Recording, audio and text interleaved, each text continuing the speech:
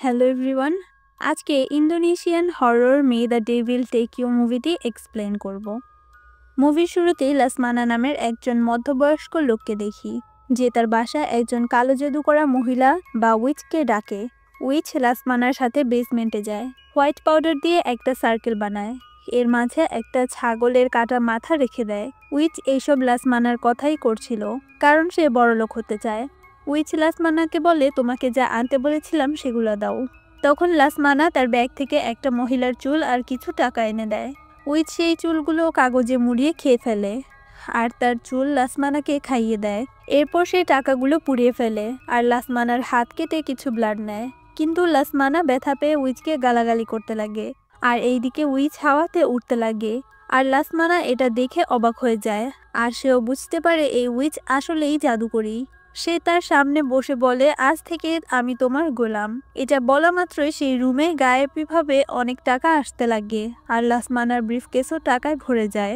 তখন যেই ছাগলের মাথা কাটা দিয়েছিল সেই ছাগলটাও জীবিত হয়ে যায়।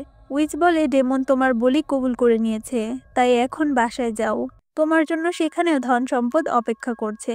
লাসমানা বেসমেন্ট থেকে বের হওয়া মাত্রই দরজাটা বন্ধ হয়ে যায়, আর আসলে লাসমানা অনেক রিচ হয়ে যায়, কিন্তু তার স্ত্রী মারা যায়। আসলে তো লাসমানা তার ওয়াইফকেই বলে দিয়েছিল বড়লোক হওয়ার জন্য। আর লাসমানার দুইটা মেয়েও ছিল, বড় মেয়ের নাম আলফি। লাসমানার ওয়াইফ মারা যাওয়ার পর সে এখন অ্যাক্ট্রেসকে বিয়ে করে নেয়। তার অলরেডি 3টা সন্তান আছে, একটা ছেলে আর 2টা মেয়ে। বড় মেয়ের নাম ছিল মায়া। সময়ের সাথে সাথে লাসমানার ধন সম্পদ কমতে লাগে, তার বিজনেসে লস হতে শুরু করে, আর একসময় তার সব কিছু বিক্রি করে দিতে হয়। শুধুমাত্র একটা বাড়ি রয়ে যায়, যেটা আমরা মুভির শুরুতেই দেখেছিলাম, আর এই বাড়িটা তার বড় মেয়ে আলফির নামে ছিল। প্রেজেন্টে আলফির কাছে হসপিটাল থেকে কল আসে, সে হসপিটালে চলে আসে। আলফি তার আম্মু মারা যাওয়ার পর গত 10 বছর ধরে একা লিভিং করে তার ছোট বোনকে নিয়ে। হসপিটালে গেলে দেখতে পায় তার ফাদার লাসমানার অবস্থা অনেক খারাপ, আর এখানে সে তার সৎ মা আর সৎ ভাই বোনকেও দেখতে পায়। নার্স জানায় তার শরীরের ভিতরে এবং বাহির সবকিছুই নষ্ট হয়ে যাচ্ছে। লাসমানার শরীর থেকেও ব্যাড স্মেল আসতে লাগে, তাই সবাই বাইরে চলে যায়। শুধু আলফি সেখানে ছিল, আর তখন হঠাৎ করে লাইট অফ হয়ে যায়।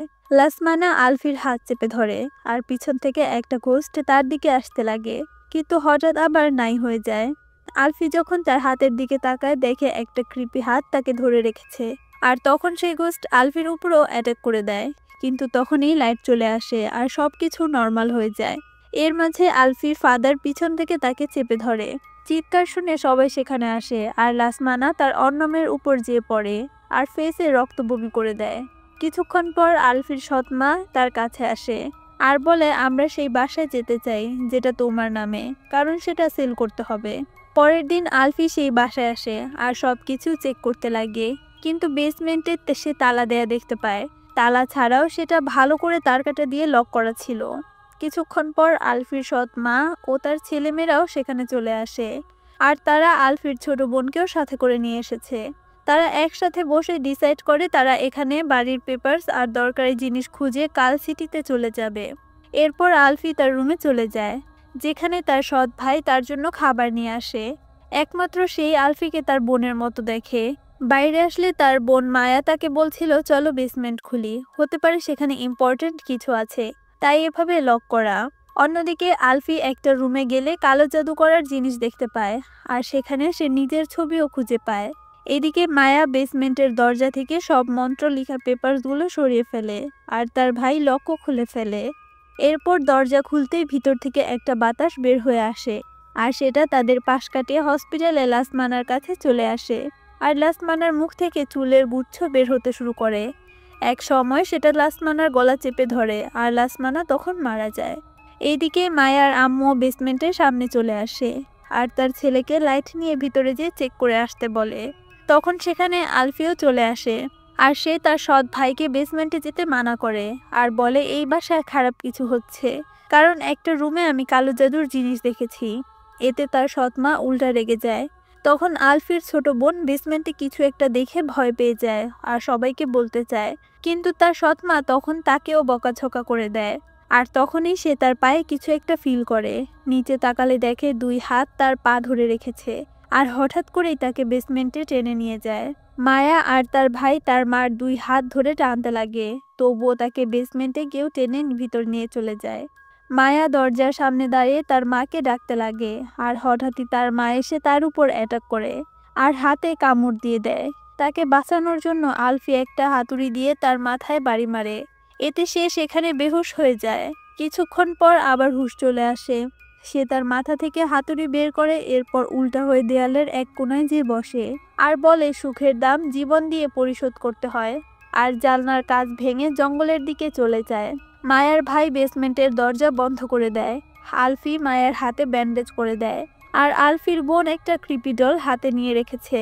সে জানায় সে একটা রুমের মধ্যে এটা পেয়েছে। আলফি আর তার ভাই গাড়ির কাছে যেয়ে দেখে কেউ গাড়ির তার কেটে দিয়েছে। এরপর বাসায় এসে আলফি তার ভাইকে ফোন দিয়ে বলে তুমি এমন কাউকে ডাকো যে আমাদের হেল্প করতে পারবে। এরপর সে মায়াকে নিয়ে পাশের গ্রামে যাওয়ার ট্রাই করে, যেন মায়ের হাতে ট্রিটমেন্ট করাতে পারে। যাওয়ার সময় জঙ্গলে তারা তার মাকে দেখতে পায়, যে বসে কিছু একটা খাচ্ছিল। তাকে দেখে তারা দুইজন লুকিয়ে পড়ে। আলফি মায়াকে সেখানে রেখে হাতুড়ি নিয়ে যায় তার সৎ মাকে মারার জন্য।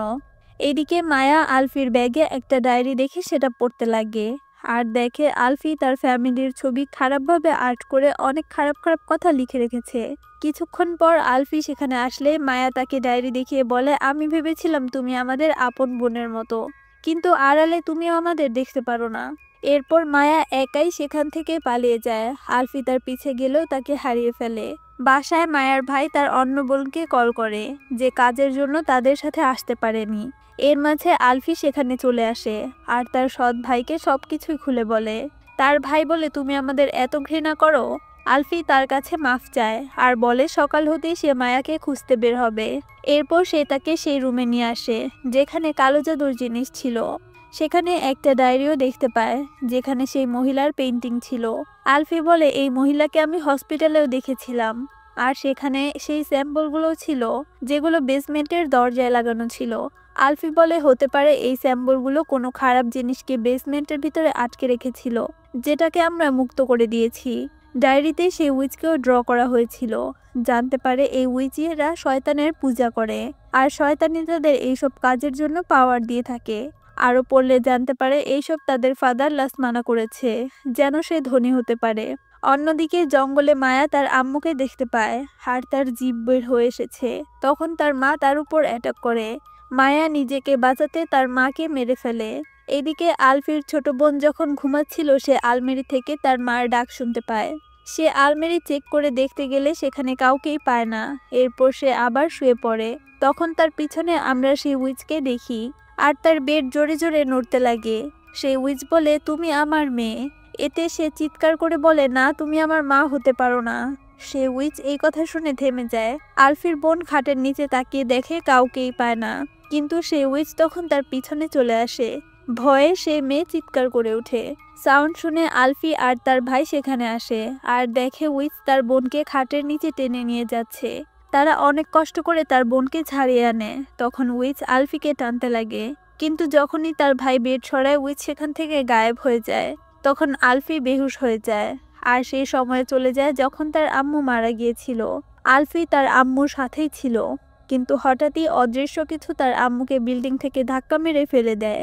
আলফি তার মাকে ধরে ফেলে, কিন্তু সেই উইচ আলফির হাতে আঁচড় মেরে দেয় আর তার মাকে নিয়ে নিচে পড়ে যায়।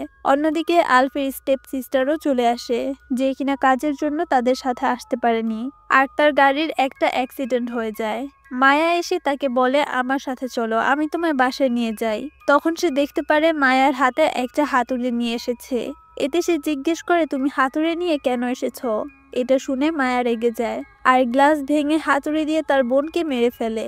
এরপর মায়া বাসায় আসলে দেখে আলফির অবস্থা খারাপ হচ্ছে। সেখানে সে উইচকেও দেখতে পায়।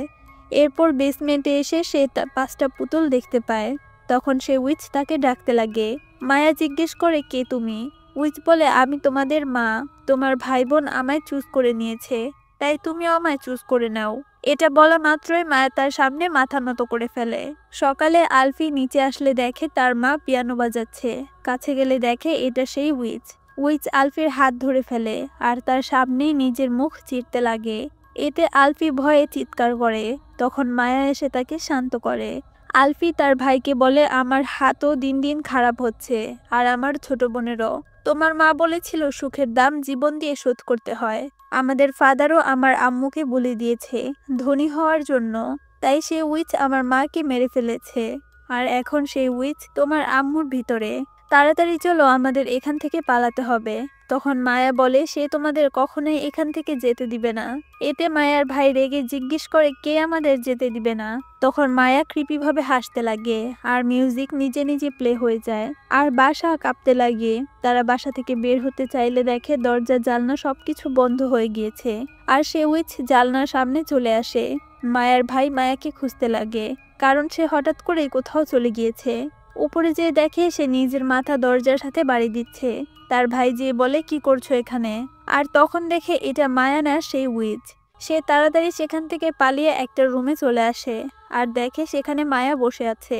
মায়া বলে সে উইচ আলফি আর তার বোনকে চায়। সে আমার মা আর আমাদের বড় বোনকেও মেরে ফেলেছে, আর এখন আমাদের জন্য ওয়েট করছে। এটাই সঠিক সময় আলফি আর তার বোনকে বলে দিয়ে এখান থেকে বের হয়ে যাওয়ার জন্য। কিন্তু তার ভাই এতে রাজি হয় না। এতে মায়া রেগে যায়, তার ভাইয়ের নামে বানানো পুতুলটা নিয়ে সেটার হাত ভেঙে ফেলে, আর তখন তার ভাইয়ের হাতও ভেঙে যায়। সে মায়ার থেকে দূরে সরে যেতে লাগে। মায়া পুতুলের পা ভেঙে ফেলে, তার ভাইয়ের পাও ভেঙে যায়, আর সে সিঁড়ি থেকে নিচে পড়ে যায়।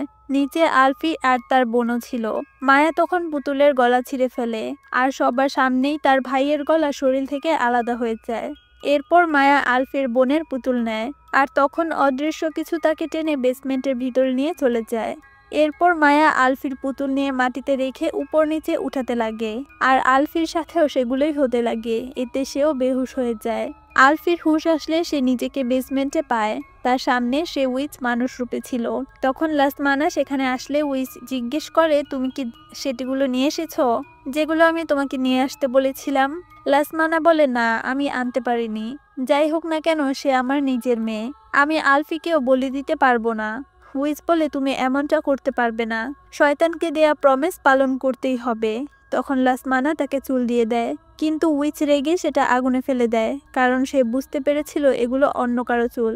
উইচ বলে তুমি আমাকে ধোঁকা দিয়েছ। তখনই লাসমানা সেখানে রাখা চাকু দিয়ে উইচকে স্টাব করে। মরার আগে উইচ লাসমানার চুল ছিঁড়ে খেয়ে ফেলে, আর অভিশাপ দিয়ে বলে তাড়াতাড়ি তোমার সবকিছু হারিয়ে ফেলবে।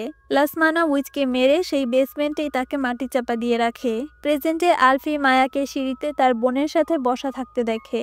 মায়ার হাতে আলফির নামের পুতুল ছিল। সে পুতুলে পিন ঢুকাতে লাগে, এতে আলফিরও পিন হতে শুরু করে।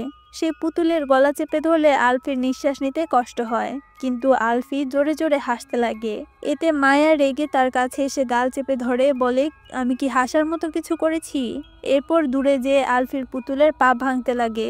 তখনই আলফিও মায়ার গলায় থাকা পুতুলটা দেখায়। এটা দেখে মায়া ভয় পেয়ে যায়, আর আলফি সাথে সাথে মায়ার পুতুল আগুনে ফেলে দেয়, আর মায়াও আগুনে জ্বলে মারা যায়। এরপর আলফি মাটি সরিয়ে উইচের পেট থেকে লাসমানার চুল বের করে আগুনে ফেলে দেয়, আর তখন আলফির হাতের আঁচড়ের দাগটাও নাই হয়ে যায়, মানে তার ফাদারকে দেয়া অভিশাপ শেষ হয়ে গিয়েছে। কিন্তু সেই উইচ এসে আলফিকে টেনে একটা কবরের মতো গর্তে নিয়ে চলে যায়, যেখানে উইচের চুল আলফিকে পেঁচিয়ে ধরতে লাগে। উইচকে যেই চাকু দিয়ে মারা হয়েছিল সেই চাকু দিয়ে আলফি চুল কেটে নিজেকে মুক্ত করে, কিন্তু গর্ত এত বড় ছিল যে সে নিজে বের হতে পারছিল না। তখন একটা হাত আলফিকে বাঁচানোর জন্য আসে। আলফি সেই হাত ধরে উপরে আসে, আর এটা তার নিজের ছোট বোনই ছিল। আর পরের দিন সকালে তারা সেই বাসা থেকে বের হয়ে আসে। আর এই মুভিটা এখানেই শেষ হয়।